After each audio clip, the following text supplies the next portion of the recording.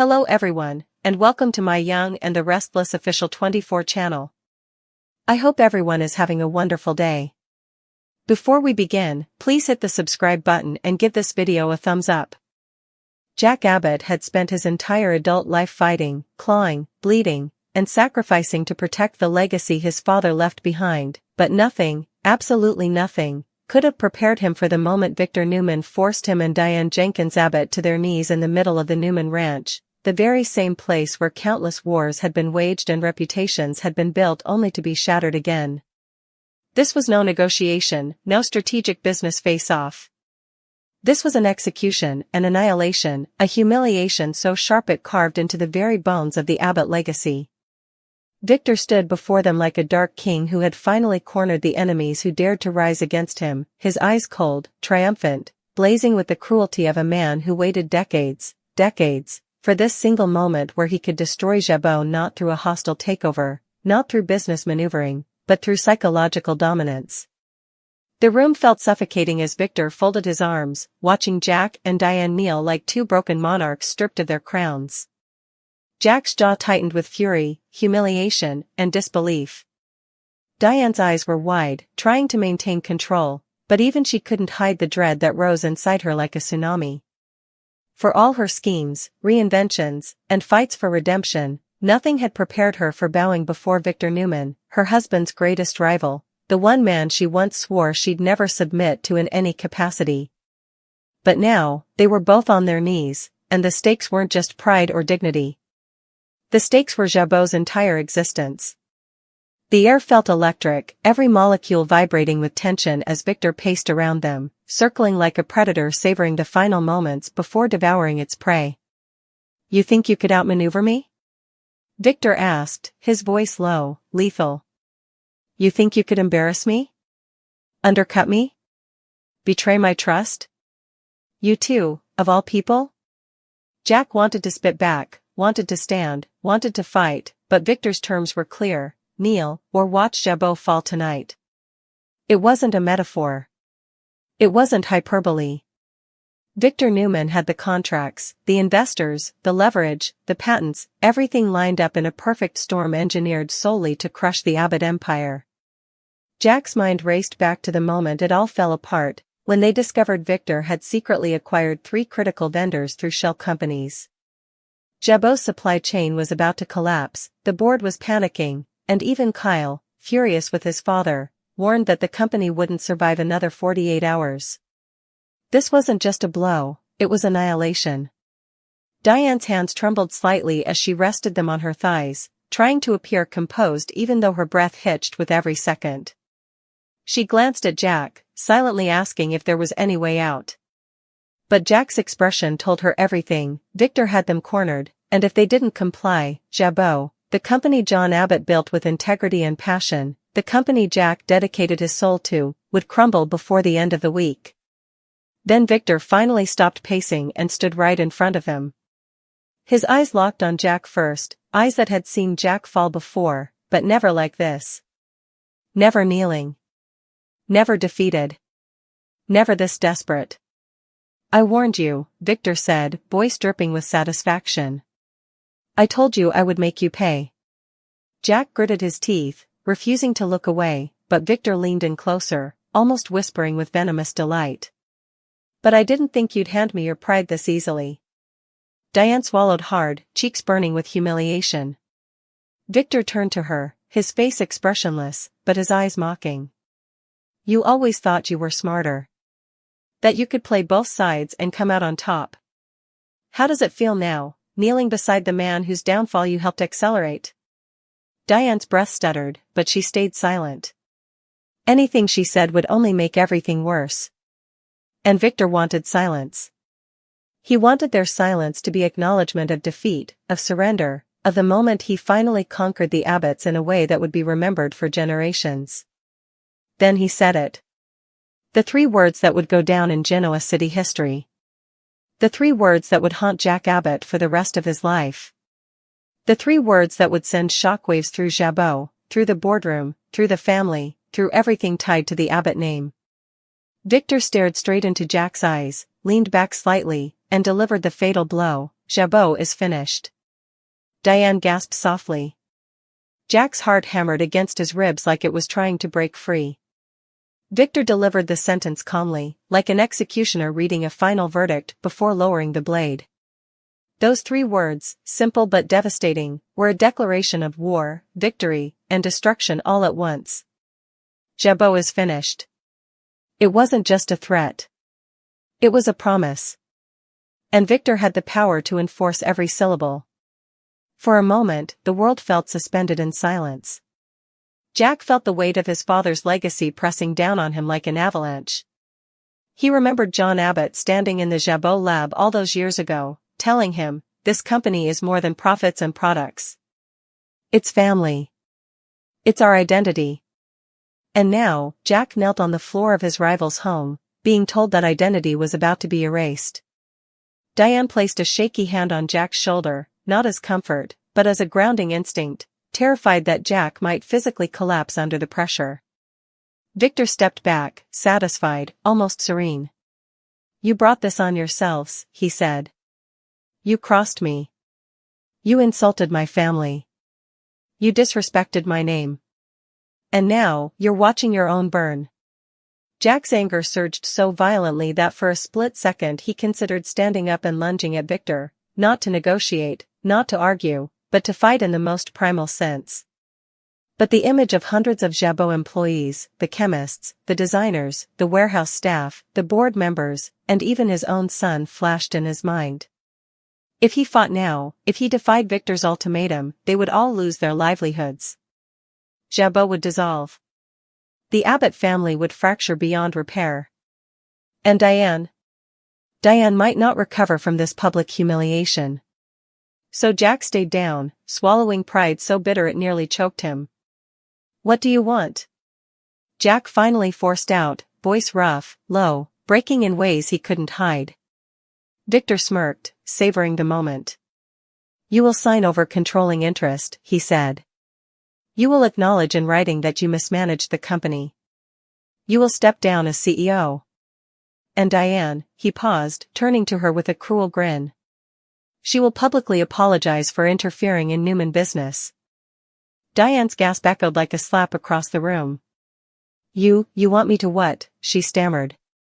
Victor's voice dropped. "Kneeling is only the beginning."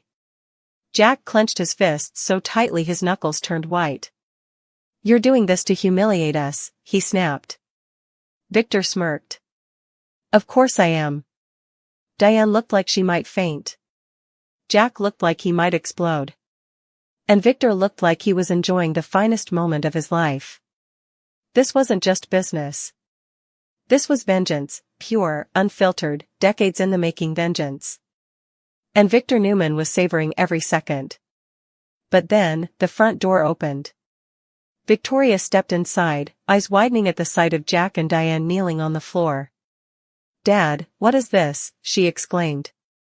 Victor's expression didn't falter. "Justice," he replied coldly. Nikki appeared behind Victoria, horrified. "Victor, this is too far," she whispered. But Victor didn't even turn his head. "No," he said. "This is exactly far enough." Jack felt heat climb up his neck as more witnesses poured in, Adam, Nick, even Kyle, who had been summoned by Victor without Jack's knowledge. Kyle froze at the sight of his parents kneeling like criminals at Victor's feet. His eyes went wide with shock, then fury, then shame. "Dad," he whispered, voice cracking. Jack couldn't even meet his son's eyes. Diane choked back a sob. Kyle rounded on Victor. "You can't do this," he yelled. Victor simply lifted a brow. "It's already done." Then he looked back at Jack and Diane. "Sign the papers, and I'll reconsider how quickly Jabot dies," he said. "Refuse, and watch it collapse tonight." Diane's breaths were sharp and shaky. Jack felt everything inside him crumble. Victor had engineered the perfect trap. And Jack, despite all his experience, walked right into it.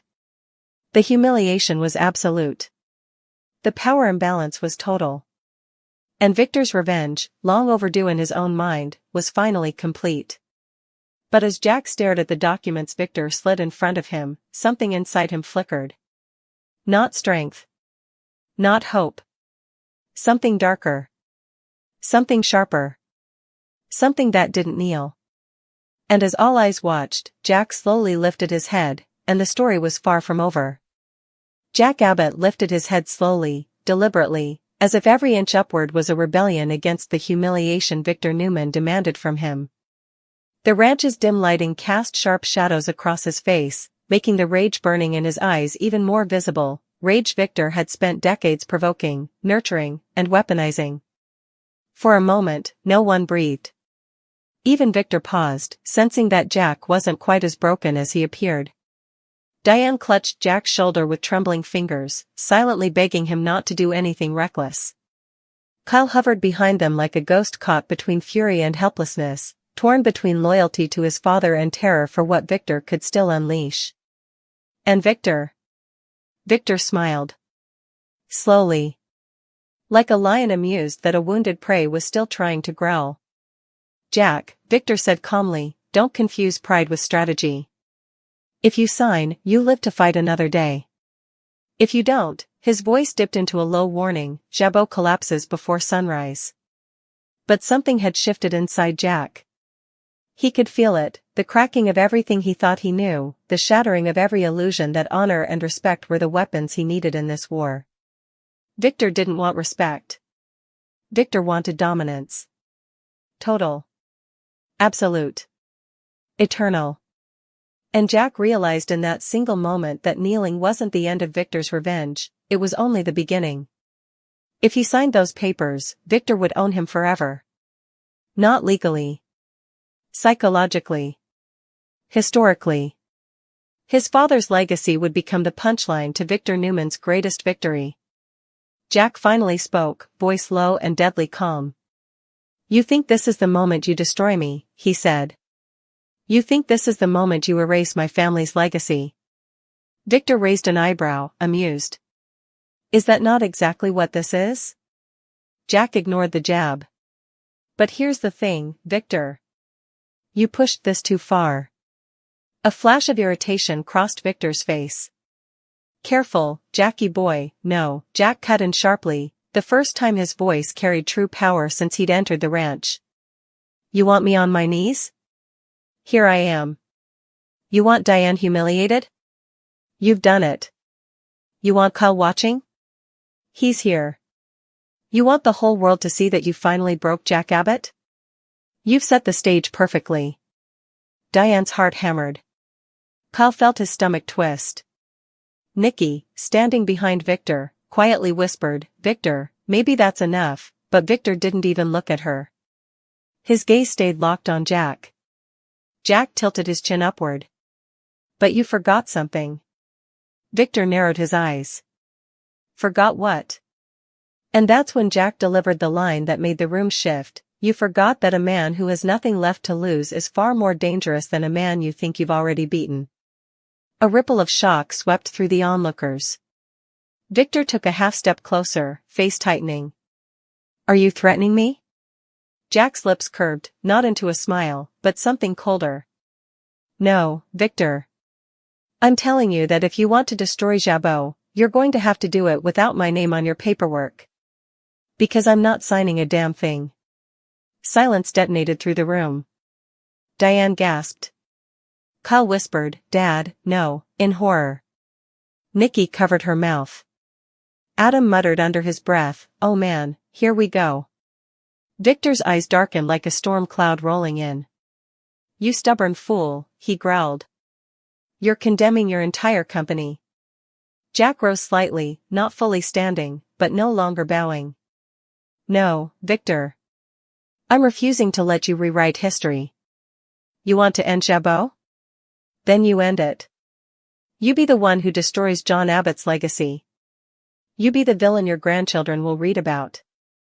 Victor stepped forward, fists clenched, but Jack wasn't done. Because when this hits the press, and it will, you won't be the hero who saved Newman Enterprises. You will be the man who wiped out a competitor not through strength, but through cruelty. And the world loves a fallen tyrant. Victor's nostrils flared. You think you can outmaneuver me in the court of public opinion? Jack finally pushed himself fully off his knees, Diane rising shakily beside him. No. I think your own children will do that for me. All eyes whipped toward Victoria, Nick, and Adam. Victoria's lips parted in shock. Nick shook his head slowly, refusing to get pulled into this. Adam looked intrigued, too intrigued. Victor snapped, "My children don't concern themselves with Abbott's spin. They know better." But Victoria's voice finally cracked through the air. "Dad, what you're doing? This isn't business. This is personal destruction." Victor glared at her. "Stay out of this." Nick added, "Jack's right about one thing, Dad. If this gets out, it won't look like justice. It'll look like a vendetta." Adam smirked. "It'll look like you're crushing a smaller family company because you feel threatened. The optics are rough." Victor spun toward Adam with a scowl. "I didn't ask for your commentary." But Adam only shrugged. "I'm just being honest." Headlines like "Victor Newman forces rivals to kneel" don't exactly scream stability. Investors get nervous when their CEO gets theatrical. Victor's face reddened. "This is why I never trusted you." But Jack seized the moment. "You see, Victor? Even your own family sees what you're doing. And if they see it, the board will see it. The public will see it. And Newman Enterprises will take the heat." Victor turned back to Jack, voice low with fury. "I could ruin you with a phone call." "Then do it," Jack said. "Ruin me. Destroy Jabot. Pull the trigger, Victor." It was the first time in decades anyone had called Victor Newman's bluff so publicly. Nicky's sharp intake of breath echoed. Diane grabbed Jack's arm as if expecting Victor to literally strike him. Kyle looked ready to explode from anxiety. But Victor Newman didn't move. Because Jack was right. Victor wanted victory, not responsibility. He wanted Jack to kneel, sign, surrender, and collapse. He wanted to be the conqueror, not the executioner. If he destroyed Jabot outright, the glory evaporated. It became sabotage. Pettiness. Weakness. It stripped the triumph from his revenge. And Victor Newman never accepted a victory that made him look small. Realizing he'd struck a nerve, Jack leaned in slightly. "If you want a signature, Victor, you're going to have to negotiate. Not intimidate. Not bully. Negotiate." Victor's jaw clenched so hard the muscle twitched. "You think you have leverage?" Jack shrugged. "I think you care about your legacy more than you care about humiliating me. And if you force this, you risk everything you've built looking like a personal vendetta over a business move." Victor stepped closer, their faces inches apart. "You think you know me?" Jack didn't blink. "Better than you think." For a long moment, they stared at each other, two titans scarred from decades of war, bound by rivalry, hatred, and a twisted sense of respect neither would ever admit. But then Victor said something that truly made the room drop into ice-cold silence. "You're right about one thing, Jack. I don't want to destroy Jabot." Diane's eyes widened with hope. Jack stiffened cautiously. Victor's lips curled. "I want to own it." Diane let out a strangled gasp. Kyle's head whipped toward Victor in disbelief. Nicky murmured, "Victor," Adam whispered, "Of course. Of course that's what he wants." Victor folded his arms with the confidence of a man who had just revealed the checkmate. "You think this is about humiliation? About vengeance? No. This is about acquisition. I don't want to crush Jabot. I want it under my control. And you will make that happen." Jack's breath caught. "Absolutely not." "Then it dies tonight," Victor countered. "You choose." He slid the papers closer. "You sign over controlling interest. I won't erase the company. I'll elevate it. Expand it. Strengthen it. Under the Newman name." Jack practically shook with anger. "Over my dead body will Jabot become a Newman subsidiary." Then bury it, Victor said coldly. Diane's voice cracked. Victor, please, think about what you're doing. This will destroy families. Hundreds of livelihoods, not my concern, Victor replied instantly. Kyle stepped forward, voice trembling with rage. You're using us as props in your ego war. Victor smirked.